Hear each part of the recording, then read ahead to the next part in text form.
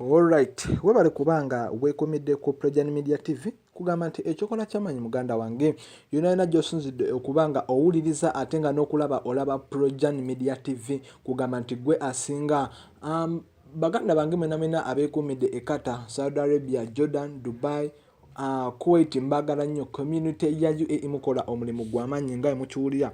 Kakati nno essaawa zino wenjogerera ebintu byamala okubanga bitabuka ku musajja mukulu amanyiddwa nga Idrisa Musuuza, president wa Love Nigga. Mu ngeri eno ebintu byamutulabukako mu ngeri eno nga bw'okiwulira.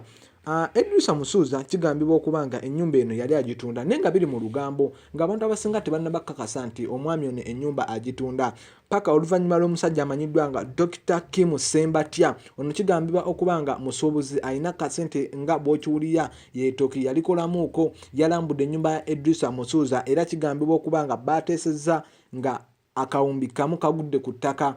Kiba kitegeeza nti Dr. Kim Sembatya ono yaguze ennyumba ya musajja mukulu amanyiddwa nga Idrisa Musuuza akawumbi kamu. Idrisa Musuuza ennyumba eno kigambibwa okuba nti yagigula miliyoni 5 eza Uganda, miliyoni 5. Ate nga kwaliko mbu ne ssente za Rema Namakula era bagambye nti nno Rema Namakula ye yeetaaga akajake nga bamaze okubanga ennyumba bagitunda. Kigambibwa okubanga naye yateekako ssente ze era aynako omutemwa gwe ku nnyumba eno.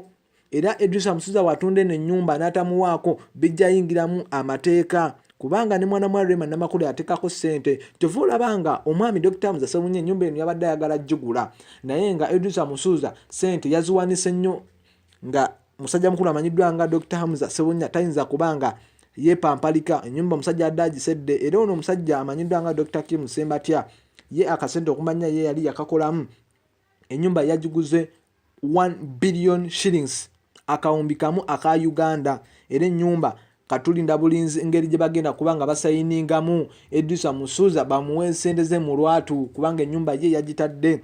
Naye nga amawulire mangi gakyajja wano ku Prejani Media TV. Tovaako njagala obeere nga osubscribinga kawo wansi gwe abadde tannaba okulayikinga nokomentinga. Kakati wamma gwe tetwaga endowoozayo otubuulireko Idrisa Musuuza okutunda eno ennyumba kirungi nnyo oba kijja kubanga kimukosaamu mu maaso awo n'abaana be. Commentinga naffe mu comment box otubuulire idea yo. Eddie Kenzo yakoze kirungi eky'okutunda ennyumba oba tekyabadde kirungi eky'okutunda ennyumba eno? Genda mu comment box wano ku Prejani Media TV, likinga commentinga. Don't forget to subscribe. Weebale nnyo, weebalire ddala.